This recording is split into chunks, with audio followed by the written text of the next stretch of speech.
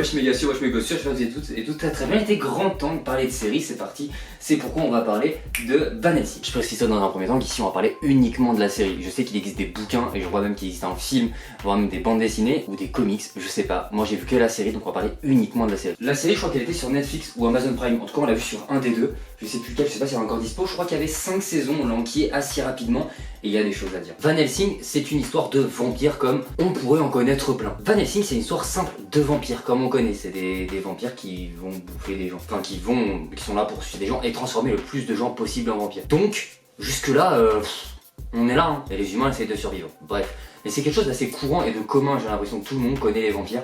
Les vampires sont là depuis plusieurs siècles, il y a même des concours, pas des concours mais des gangs de vampires pardon. Il y a même des vampires genre qui sont reconnus à travers le temps tellement ils ont fait des choses assez hardcore, vous avez même la sororité. Des noms de vampires qui sont même qui font froid dans le dos. Bref, le début commence un peu comme ça. Et vous allez surtout suivre une nana, du coup qui s'appelle la Van Helsing parce que les Van Helsing sont toute une famille qui défonce les vampires et qui sont la clé de l'histoire. Voilà. Et en vrai, c'est toute une descendance, c'est tout un bordel. Bref. En vrai, la série, elle se laisse regarder toute seule. Franchement, en vrai de vrai, vous allez passer un bon moment. Pour une fois, j'ai pas tout éclaté. Il y a plein de trucs qui vont pas, vraiment. Je suis quand même là pour ça. J'en ai noté pas mal parce que j'ai fait même des petits plans par saison dans mon téléphone. Mais vous avez carrément des répliques à la con. Du genre, la sœur de la Van Helsing principale, on lui dit Axel, ça arrive à être poubelle. Voilà, ça c'est une réplique de méchant. J'ai l'impression de revoir un peu les Power Rangers quand ils arrivaient en disant hé, tête de nouille. Ouh, putain, mais on a peur. Non, parce qu'à la base, on était venu voir des vampires, hein, quand même. Ah oui, la petite particularité des Van Helsing notamment, c'est que si un vampire les mord, leur sang les retransforme en humains. Et ce qui est très drôle, c'est que vous avez plein de gens, comme ils ont vécu des siècles en tant que vampires, bon d'ailleurs ils deviennent humains donc ils vont mourir naturellement, mais du coup, ils ont le seum parce qu'ils perdent leur super force, etc.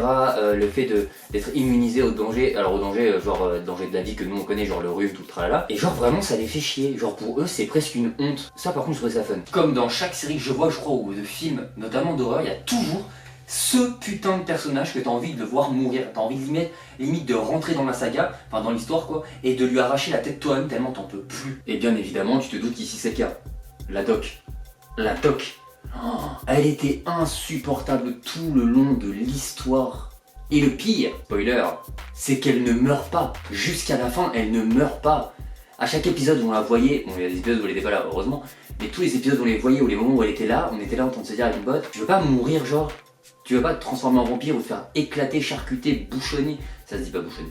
Mais oh là là, meurs par pitié. Vraiment, toutes ces répliques étaient nulles, toutes ces interventions étaient nulles. Elle faisait perdre du temps pour rien, tout le temps. Elle prenait toujours la pire décision. Alors je sais bien hein, qu'ils vont pas prendre tout le temps les bonnes décisions, sinon il n'y aurait pas de film ou de série. Mais elle, c'était vraiment Miss, je prends uniquement la mauvaise décision H24. Meurs par pitié, meurs. J'ai oublié de préciser, je crois, mais c'est une assez vieille série, je crois qu'elle est sortie en 2015, donc on n'est pas sur les mêmes termes d'effet qu'aujourd'hui, mais déjà entre la saison 1 et la saison 2 par contre vous avez une très belle évolution graphique. Voilà, ça je passe ça là parce que c'est toujours plaisir. Mais par contre vous avez des incohérences de malade. Il y a un moment j'ai remonté un épisode 3 fois de suite de 20 ou 30 secondes parce qu'ils font tout un discours, on rappelle qu'ils sont à ce moment là d'ailleurs pourchassés par des vampires, hein. Mais ils font tout un putain de discours sur est-ce qu'on prend le chemin de droite ou le chemin de gauche. Vous avez bien un épisode où ils vont être en mode ouais mais si on va à droite on risque de mourir, ouais mais à gauche est-ce que c'est sécure et tout. Ok les gars on va à droite, et sur le plan ils vont à gauche. Non vraiment si mon pote était avec moi il vous dirait que par contre les combats c'était vraiment mal branlé jusqu'à la saison 3. Alors la saison 3 ils sont pas exceptionnels mais ils sont un peu mieux. Mais vraiment les combats c'est pas la plus grande réussite du monde.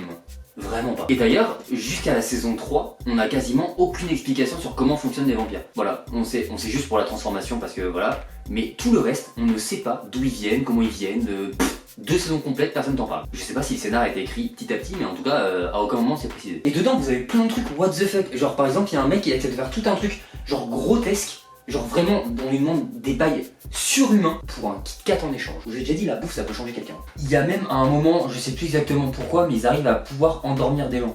Enfin, c'est pas qu'ils arrivent à endormir des gens, c'est qu'il y a une personne qui a été endormie pendant plus de 100 ans, et c'est une Van Helsing, bien évidemment. Et en gros, elle se réveille, elle prend son couteau, qu'elle avait planté en elle ou à côté d'elle, je sais pas quoi.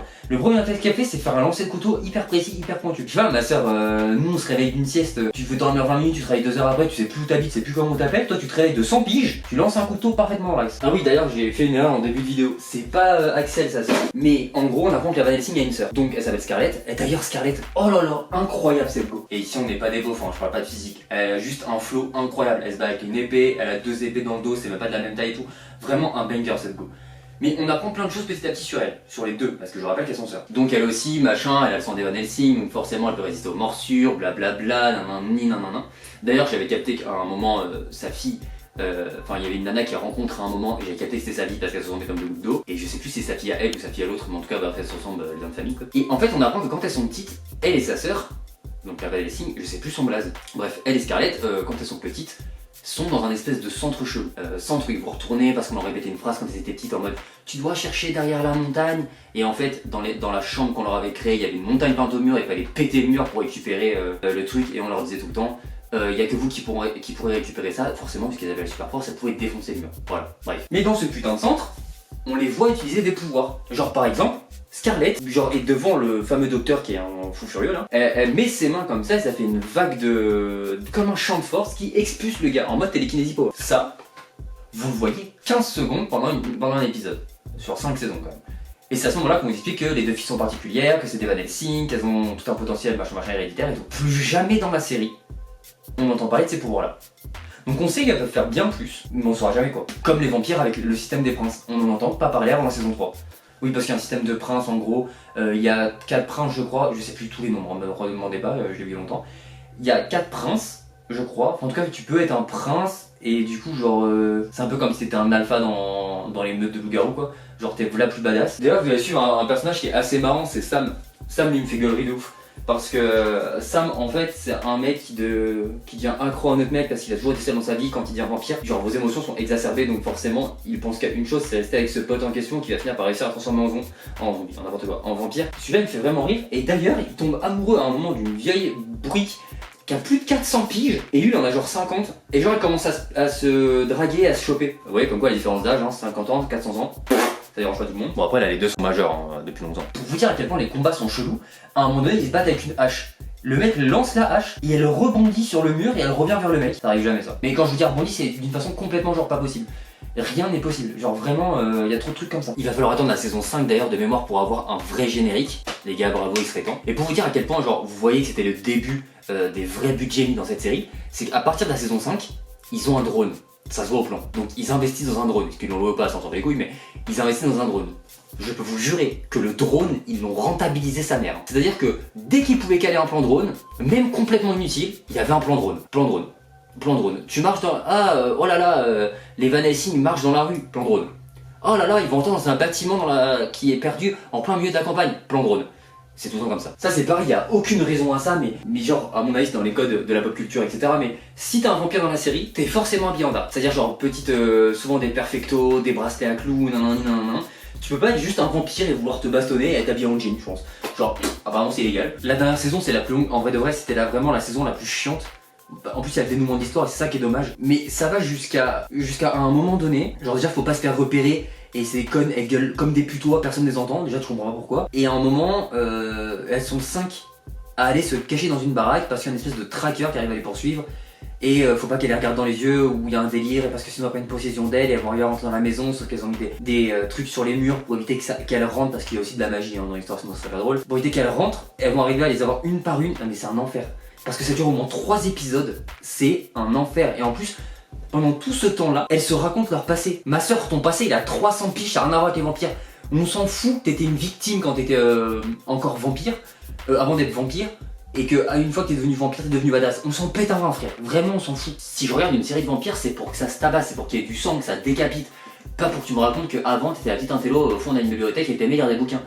Je m'en pète un rein. Ah oui, et du coup, la Van Helsing a eu 2 filles aussi, donc du coup, qui ont les mêmes pouvoirs. Mais comme ça suffit pas, il faut qu'elle retourne dans le passé, enfin en tout cas c'est Jack qui retourne dans le passé pour communiquer avec sa sœur, mais au début elle ne y arrive pas, du coup la Violette, il me semble que ça s'appelle Violette, reste dans le présent pendant que Jack est dans le passé. On a tout un pan sur quand elle est dans le passé et on s'en bat les couilles en vrai, genre ça apporte pas grand chose, à part qu'elle va donner, en gros vu qu'elle est remontée dans le passé, elle va sauver des gens à un moment qui va faire avancer les publics quand même. Mais du coup, pour la remercier, il l'appelle Jack, et si je fais pas d'erreur, le Jack en question, ça serait le Van Helsing originel. En tout cas, un de leurs ancêtres qu'ils ont connu. Et en fait, il porte son nom grâce à son arrière-arrière-petite-fille. C'est sympa, mais pas trop compris le concept. Pas trop compris l'intérêt dans l'histoire, mais vas-y, c'est sûrement pour faire un raccord avec l'histoire de base, parce qu'apparemment, vu que de base c'était des bouquins ou des films, enfin, c'est un bordel, vraiment c'est un bordel. Et vers la fin, ils vont dans un espèce de labyrinthe chelou, il y a une fontaine, nanani, qui a un portail pour je ne sais faire venir trop quoi. Ça m'a pas marqué tellement c'était chiant. Parce que le but c'est de buter la reine, hein, vraiment, en gros, la reine sorcière qui va faire annihiler tous les vampires. Enfin, en tout cas, une bonne partie des vampires parce qu'ils pensent qu'ils en restent encore à la fin. Et quand ils sont à ce portail-là, il y a Scarlett qui vient, on rappelle, c'est une Van Helsing, ultra badass, qui vient et qui se fait déboîter. Mais en 2-2, hein. Elle se fait one shot. Elle disparaît, son corps disparaît, t'as plus de nouvelles d'elle. Sa tenue reste, t'as plus de nouvelles d'elle. Tout le monde a une fin heureuse, enfin à peu près. Tout le monde a une fin. Pas forcément heureuse d'ailleurs, mais une fin. Mais elle meurt. Alors j'ai bien compris que dans l'histoire ils ont fait ça pour que du coup la Van Helsing reste seule avec ses 2 filles et non 2, parce que sinon vous allez comprendre dans ce que je vais vous raconter juste après que bah du coup ça aurait pas marché l'histoire. Mais pourquoi le faire mourir comme ça? Genre faites un truc au moins badass, ou au moins faites-la revenir par un miracle. Il y a que de la magie, des trucs pas possibles dans cette série. Bon, faites un truc pas possible jusqu'à la fin. Parce que du coup la clé d'histoire c'est les Van Helsing, c'est-à-dire que si ils mordent la vampire originelle ou l'espèce de sorcière chelou, la reine machin mon cul là, oui ça m'a un peu énervé ce genre de truc hein, quand même. Ils absorbent la part d'ombre et ça rentre en elle, mais le but c'est que si tu fais ça, généralement c'est toi qui deviens mauvais et tu remplaces la reine. En fait, en gros, la puissance démoniaque change de corps. Sauf qu'une seule Van Helsing, aussi puissante soit-elle, ou un Van Helsing, aussi puissante soit-il, mais là c'était que des femmes, aussi puissante soit-elle, ne peut pas contenir toute cette part d'ombre en elle, sinon elle va calmer. Ou en tout cas déboulonner et annihiler tout le monde. Ce sont donc les 2 enfants qui vont se partager la malédiction et séparer la part d'ombre en 2 et du coup bah, ça devient beaucoup plus supportable pour une personne. Et c'est comme ça qu'ils vont gagner. Voilà. 5 saisons pour ça. 5 saisons pour gober une ombre. Ouais en vrai si tu résumes le truc, ils ont passé 5 saisons à gober une ombre. Et le final c'est ce qui m'a le plus tué. Parce qu'en vrai, tous les personnages ont une fin éclatée.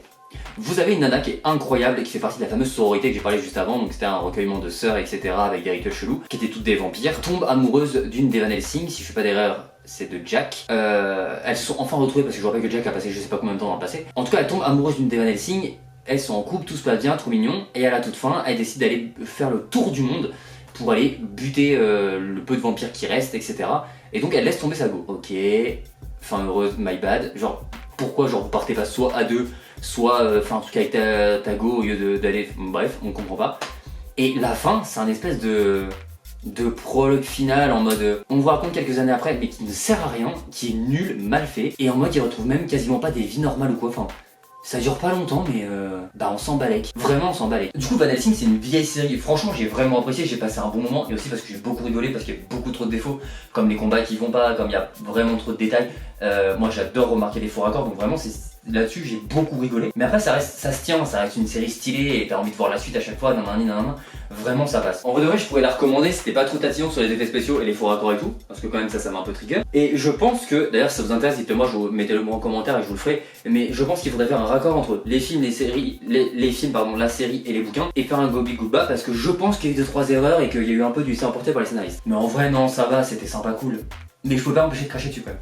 Il y a beaucoup trop de défauts. Beaucoup trop de défauts. Voilà, s'il y en a qui l'ont vu, n'hésitez pas à me dire en commentaire ce que vous en avez pensé. S'il y en a qui vont la regarder, bah dites-moi ce que vous en avez pensé une fois que vous l'aurez vu. Et moi je vous dis à demain pour de nouvelles aventures, c'était Titou. Peace.